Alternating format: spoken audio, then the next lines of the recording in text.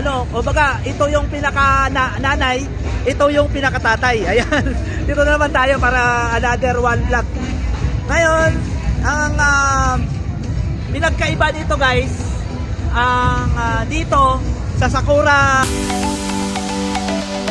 Ayan guys, welcome to my vlog. Ayun, meron na naman tayo Sakura uli. Ayan, PA 6000. Isa din sa o baga, ito yung pinaka nanay, ito yung pinaka tatay. Ayan. Dito na naman tayo para another one vlog. Ngayon, ang pinagkaiba dito guys, ang dito sa Sakura, pinagkaiba guys. Ayun, makikita mo na yung power supply niya. Ayan guys, makikita mo na yung power supply niya. Ito yung front panel. Ayan, wala lang siyang voltmeter. Ito, walang voltmeter. Ayan. So, iba to. Ngayon, dito tayo, kung makita natin yung, ma-zoom natin yung pinaka Ayan guys, yung pinaka high rail niya is 135,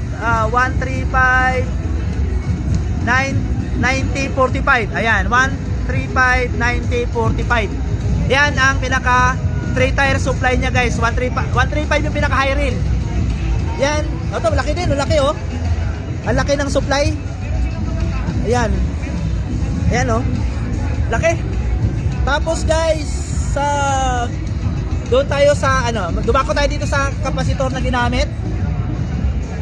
Bilangin muna natin kung ilang piraso. 1, 2, 4, 6, 8, 10, 12, 14, 28 pieces. 28 pieces na 120 volts, 22 microfarad. Ayan guys, 28 pieces. 28 pieces guys. Yan, dami. Tingnan nyo naman. Pang din to, pang bakbakan din sa battle. Pwede, kaya-kaya. Ayan, taas din na supply. Haba ng supply. Ayan guys. Tapos sa power output, hindi natin maano kung anong na to. High end. Naka MGL si GL. Tapos MGL, bilangin natin yung kung ilang pairs na MGL to. 1, 2, 3, 4, 5, 6, 7, 8, 9, 10, 11, 12, 13, 14, 15, 16, 17, 18, 19, 20, 21, 22. Malupit. 22 pairs na MGL, high-end na output. Ganon din sa kabila guys, naka MGL. Ayan, 22 pairs naka MGL. Lupit ni high-end to guys ha, mataas ang nito guys, amperahe. Halos hindi naman sila sa NGW, halos pareho lang sila sa amperahe, talo lang sa wattage. Ayan, halos din, ganun din si guys oh. Yan, pinapakita ni Kuya yung kanyang sa input ng AC. Ayan guys, oh. Professional, pang heavy duty talaga. Yung walang tapon sa Ayan, mamaya-maya konti, dumako tayo sa likod. Kita muna natin. Halos pareho lang din ng yan yung niya guys, yung pinaka-driver niya. Yan. Oh, yan, makita niyo yung pinaka-drive Sakura. Yan, ganun sa kabila. Skipper section, yan din. Skipper, ayan. Ito yung mga fuse niya. Skipper, 3 tires din to guys. 3 tires din yan, sigurado. Yan sa buffer, input buffer. Yan, sa likod. Yan. Ang lupit yung Sakura. Lumalaban na si Sakura ngayon guys. Ito na, Sakura. Makikita nyo yung Sakura.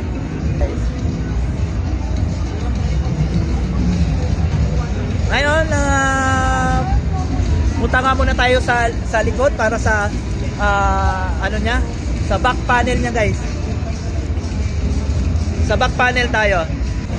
Ayun guys, dito naman tayo dumako sa likod sa back panel ni Sakura 6000. Yan guys, papakita dinidemo na naman namin ni Sir.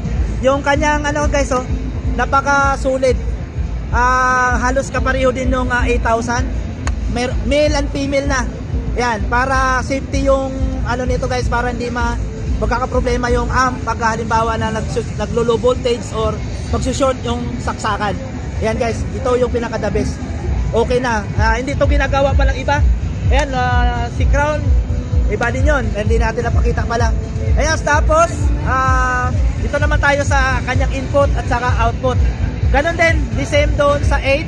Ayan, may sensitivity. Yun sa kanyang operation mode. Ayan, low pass, high pass, then yung sa grounding. Ayan, limiter, meron. Halos parehas lang.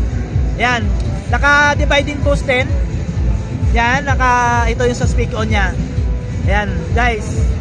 Ayan, halos pareho lang naman yung features ni 6,000 saka 8,000. Nagkaiba lang sa power supply. Makikita, ito isang power supply lang. Si 8,000 is dalawa. Ayan, guys. Ayan, guys, ang galing talaga ni 6,000, matibay. Ayan, guys.